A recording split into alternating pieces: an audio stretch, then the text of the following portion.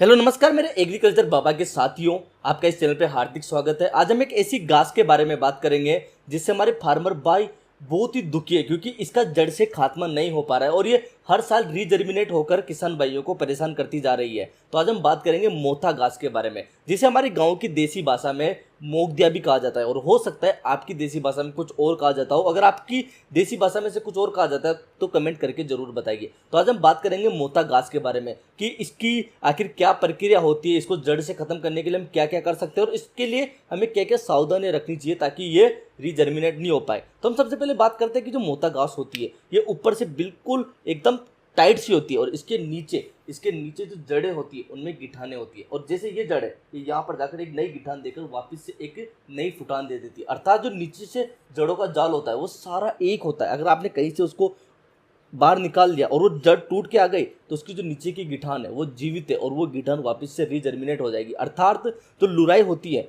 उसमें भी इसका कोई फायदा देखने को नहीं मिलता क्योंकि बाद में वापस से रीजर्मिनेट हो जाती है। और अगर यहाँ पर बात करें तो मैं मुख्य तौर पर मोथा घास के लिए अगर हमने अभी तक हकाई नहीं की है तो उससे पहले सबसे बढ़िया जो इसका इलाज है वो ये है कि बहुत ही ज़्यादा गहरी जुताई करो ताकि इसकी जो अगर आपके खेत में जड़ें हैं बीज हैं तो ऊपर आ जाएगा। और उसके बाद एक बार इसको खेत को अच्छे से तपने दो बहुत ही अच्छे तरीके से ताकि वो जड़ें खत्म हो जाए, इसके जो बीज हैं वो नष्ट हो जाए। इसके बाद अगर इसका जो दूसरा उपाय वो ये है कि आपका खेत बिल्कुल खाली है तो उसको अच्छे से पानी पिला दो। पानी पिलाने के बाद ये मतलब जो भी बीज इसके अंदर है वो पूरा अंकुरित हो जाएगा। उसके बाद जो ग्लाइफोसेट होती है 71 वाली उसका अच्छे से स्प्रे कर दो, हो सके तो डबल स्प्रे कर दो अगर आपके ये खेत में बहुत ज़्यादा है। ये क्या करती है जो ग्लाइफोसेट होती है इसकी गिठान तक भी इसको डैमेज करती है। उसके बाद इसको सूख जाने के बाद वापस से एक बार पानी पिलाकर आप देख सकते हो कि वापस से कोई अगर रीजर्मिनेट होती है और आपके पास समय है नई फसल के लिए तो वापस आप ग्लाइफोसेट का प्रयोग कर सकते हो। उसके बाद इसको खेत को हकाई करके छोड़ दे। इसके बाद जो ग्लाइफोसेट का असर कुछ दिनों बाद खत्म हो जाता है उसके बाद आप अपनी फसल को कर सकते हो।